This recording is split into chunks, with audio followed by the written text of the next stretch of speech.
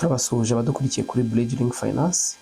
Uyu ni umwanya mwiza twongeye kubonaho kugira ngo turusheho kuganira kuri bya biganiro byacu bivuga ku nsanganyamatsiko zirebana n'icungamutungo cyangwa icungamari, uburyo budufasha kugana mu nzira y'iterambere cyangwa se mu bukire burambye.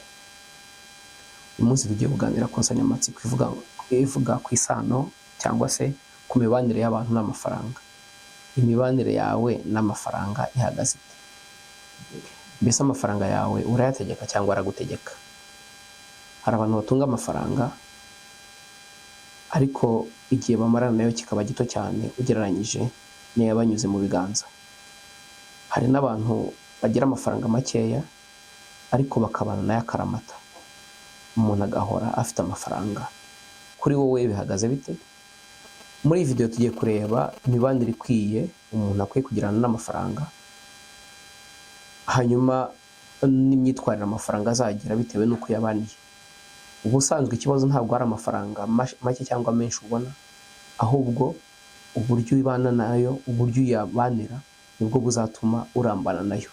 Amafaranga nayo akenewe umuntu yaha urukundo, nk'uko abantu duhanirana urukundo, ukarambana n'inshuti itakuryarya. Inshuti kuryarya wayivumbura ko ikuryarya mugacana aho ngaho. Hari ibintu bitatu by'ingenzi tugiye kurebaho bituma bigenga imibanire y'abantu n'amafaranga. Ibyo bintu bitatu urareba uburyo ubanye nayo, nawe urajya wirebamo nk'indorerwamo, biragufasha kurushaho kumenya niba amafaranga mutindana, impamvu mutindana cyangwa mudatindana, bituma amafaranga udatindana. Uko ubanira amafaranga nayo agira imyitwarire ituma murambana cyangwa ahunga. Reka tubirebere hamwe. Ikintu cya mbere cyitwa fear cyangwa se ubwoba, gutinya amafaranga. Ikintu cya kabiri cyitwa misuse, gukoresha amafaranga nabi. Icya gatatu cyitwa ignorance cyangwa se ubumenyi buke, ubujiji.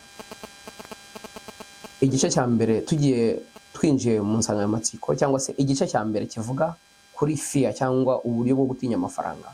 Hari abantu babana n'amafaranga bayatinya. Uyu muntu utinya amafaranga biragoye ngo amafaranga azamutindeho. Impamvu atamutindaho, umuntu uyatinya ntabwo abasha kuyabyaza andi.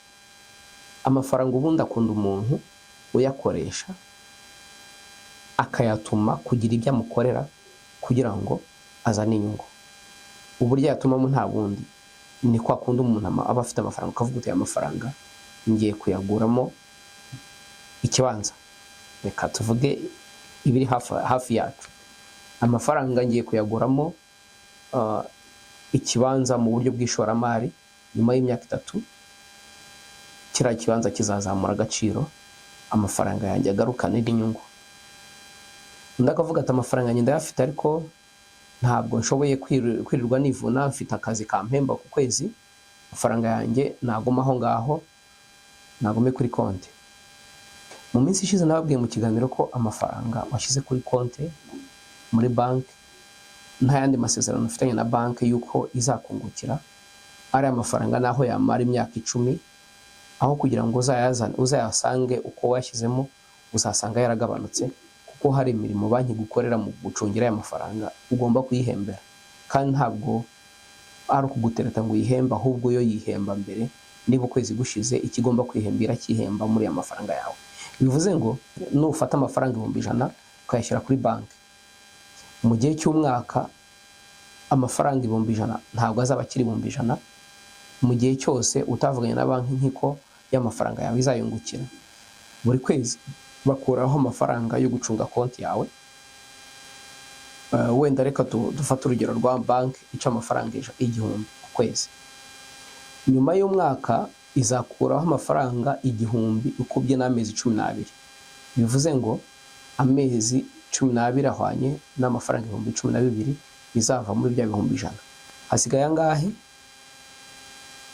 Hasigaye 80,000 na bingahe? N'umunani. 80,000 bisigaye nujya no kubikuza ntabwo bazaguha yose. Konti igomba gusigarana nibura amafaranga 1000. Baguhe 87 nyuma y'umwaka.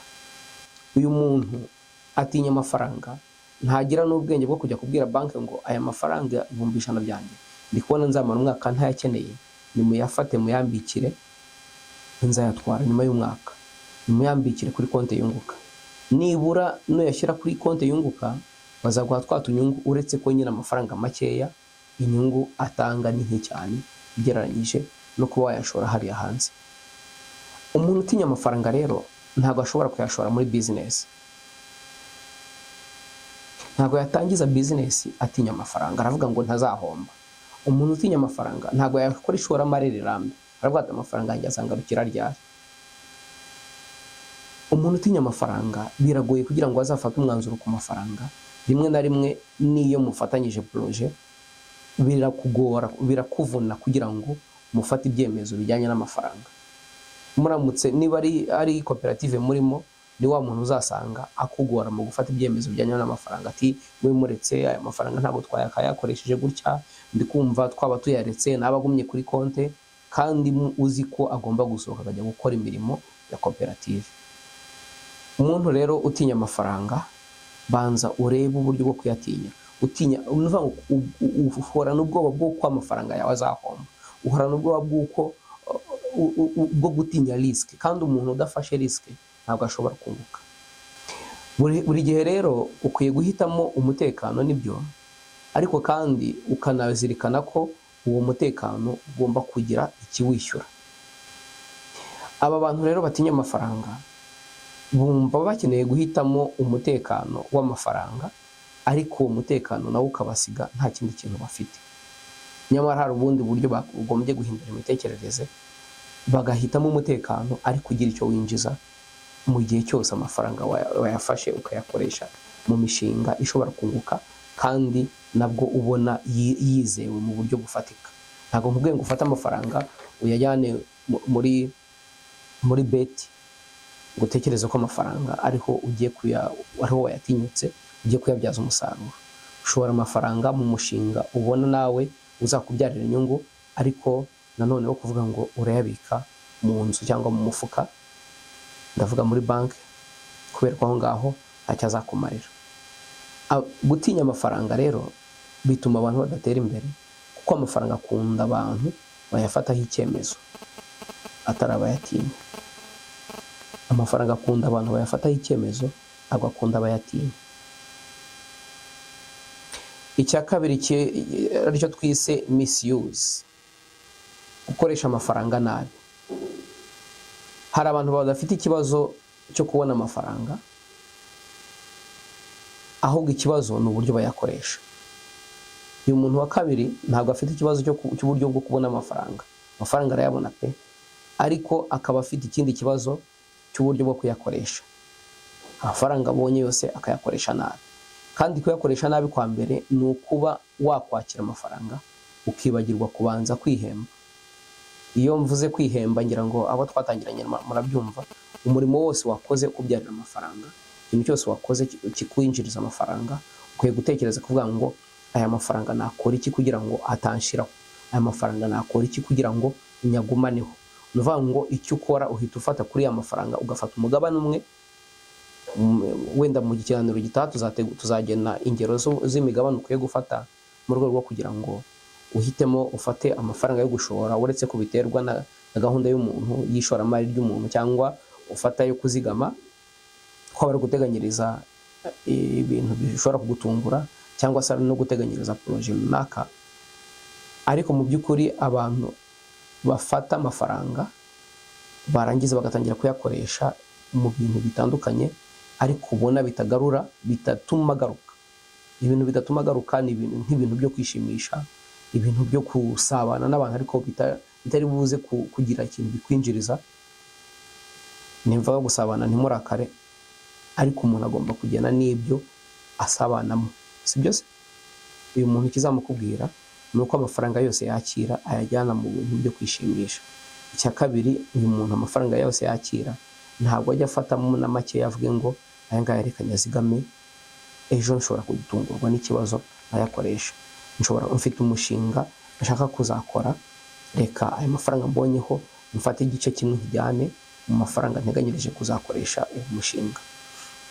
uyu muntu rimwe na rimwe uzasanga nta na investment akora, nta shoramari rirambye ashobora gukora. Nka kumwe tuvuga tuti hari bafunguye ishuri kandi iryo shuri ni iry'abantu bikorera ku giti cyabo, buri wese ari gutanga umugabane w'amafaranga 500,000, reka mfate 500,000 mbishyire muri iriya shuri, nanjye hazaza hanjye hazaba heza mu gihe ishuri rizaba ritangiye gutanga umusaruro. Uwo muntu ntabwo arimubonaho. Muri make amafaranga ye nayo kwinezeza gusa, amafaranga yakiriye nayo kwinezeza, ati turye tunywe ejo saa hacu. Biratangaje cyane, ariko sintekereza ko muri iki gihe hagombye kuba hari umuntu ugitekereza atyo. Niba uhari rero wisubireho, umenye ko umunsi uzi n'uwa none, uw'ejo ntuwuzi, ariko kubera kutawuzi ugomba no guteganya ko ugomba no gutangira kuteganyiriza, kuko ibintu uzi uko bizarangira biroroshye no kubivuga, biroroshye no kubikorera prediction, ariko ibyo utazi biratuma urateganya ukavuga uti ntawamenya ejo byagenda nabi, mwitabaze nubwo ujye uvuga uti ntawamenya. Mu by'ukuri niba uri mu bantu bakoresha amafaranga nabi, tangira utekereze ngo mbese ko nakiriye amafaranga yansigiye iki. Niba winjije amafaranga ujye unibaza ngo ko nakiriye amafaranga 500,000 yansigiye iki. Uvuga uti kugira ngo aya mafaranga yanjye ntazayibagirwa, reka mfateho umugabane mutoya muzigame mu bintu runaka. Hari umuntu wa gatatu tujye kuvuga, ni umuntu ufite ignorance cyangwa ufite ugutamenya ku bijyanye n'amafaranga. Iki ni ikibazo gikomeye cyane, kubera ko abantu benshi ntabwo bigishijwe uburyo bw'imicungire y'amafaranga cyangwa se uburyo umuntu akwiye kubana n'amafaranga. Hari amahame umuntu akwiye kubana nayo mu rwego rwo gucunga amafaranga. Ntabwo mu ishuri batwigisha ingeso nziza n'imbi z'uburyo umuntu akwiye gucunga amafaranga, ariko ni isomo ry'ibanze umuntu akwiye kugira.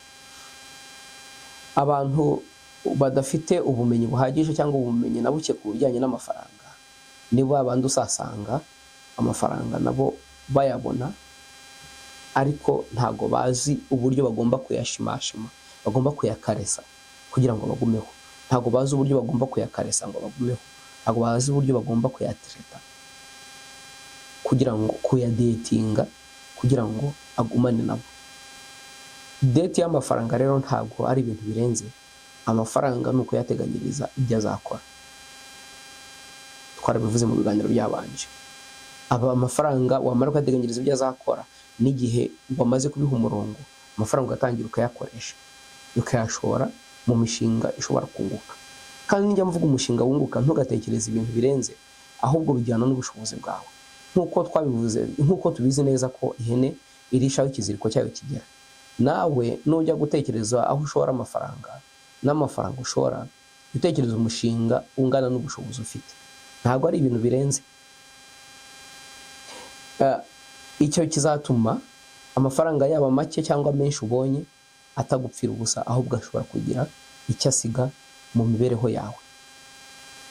Yego, yaba consommation sinyikubuje nibyo, amafaranga akemura ibibazo bitandukanye, ariko mbere yuko ujya gutekereza consommation, tekereza aya mafaranga ninyarya ndasigara niki.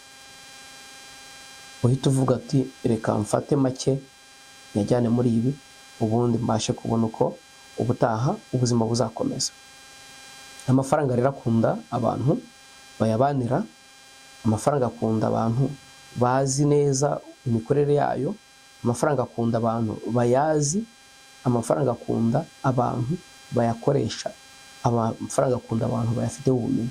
Iyo asanze utayafiteho ubumenyi ntabwo akungukira, ahubwo gupfira ubusa. Tugerageze rero twige imikoreshereze iboneye y'amafaranga. Niba uyu munsi utarubizi neza ko mbere yuko ucyakira amafaranga ugomba gutekereza, ugitekereza ibyo yakoresha, ugomba kuzirikana ko amafaranga atagombye kugushiraho, yagombye kugira trace asiga mu buzima bwawe, yagombye kugira ikimenyetso agusigira, agombye kugira urwibutso agusigira, bizatuma umenya ngo ese ko nabonye amafaranga angana gutya uyu mugabane nawukoresheje ibi, uyu mugabane nkawukoresha biriya, undi mugabane nkazawukoresha biriya bizaza. Hanyuma kandi ikibazo cyo kuri aba bantu batazi amafaranga, iyo utazi amafaranga neza ntabwo yategeka ahubwo aragutegeka. Amafaranga iyo utayazi arakomeye akamenya ngo uyu muntu ntabwo anzi, agasigara gutegeka aho kugira ngo utegeke amafaranga wowe akagutegeka. Ni hahandi uzasanga umuntu w'umugabo ari gusesagura mu buryo budasobanutse. Mu gusoza ndagira ngo nongere kubibutsa ko ikibazo atari umubare mwinshi w'amafaranga ufite cyangwa umuke w'amafaranga ufite, ahubwo icy'ingenzi ni imibanire ushaka kugirira amafaranga. Mu gusoza reka nongere nkubaze iki kibazo ngira nti amafaranga yawe urayategeka cyangwa aragutegeka? Mbese ukurikije ubumenyi ufite ku mafaranga ndetse n'imibanire ufitanye nayo, amafaranga urayatinya? Amafaranga uyakoresha mu buryo buboneye cyangwa uyakoresha mu buryo bubi? Mbese amafaranga urayazi? Niba uyazi uzayategeka ntazagutegeka. Niba uyakoresha neza azakungukira, niba uyatinya azagugeza muri Gehinomu. Bitewe n'aho umaze kwibona muri iki kiganiro tumaze kugirana, ukeneye knowledge cyangwa se ubumenyi ku mafaranga, ukeneye discipline, imyitwarire ku mafaranga, ukeneye strategies, uburyo bwo gukorana n'amafaranga. Nta handi wabisanga rero ni kuri Bridge Link Finance. Gumana natwe, amafaranga yawe ubashe gukomeza kuyategeka kandi akungukire mu buryo bukwiriye. Guhindura imibanire yawe n'amafaranga, tangira wige uburyo bwo guhindura imyitwarire, uburyo bwo guhindura imikorere ndetse n'uburyo bwo guhindura imibanire yawe n'amafaranga. Ibintu bizagenda neza.